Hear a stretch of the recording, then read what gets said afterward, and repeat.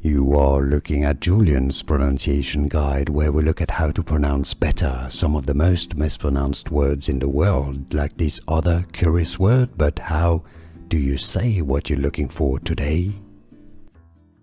Name pronunciation. For more confusing names, make sure to stay tuned to the channel. We've got many interesting ones here. English pronunciation.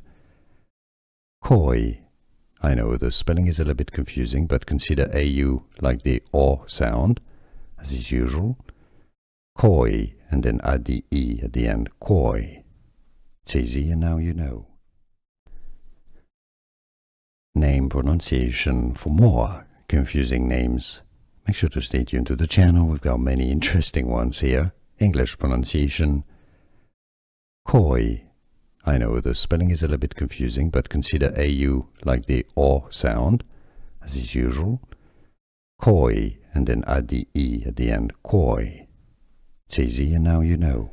Here are more videos on how to pronounce more confusing words and names too many mispronounced. Like this video if you found it useful. I appreciate your support. I'll see you soon, and thanks for watching.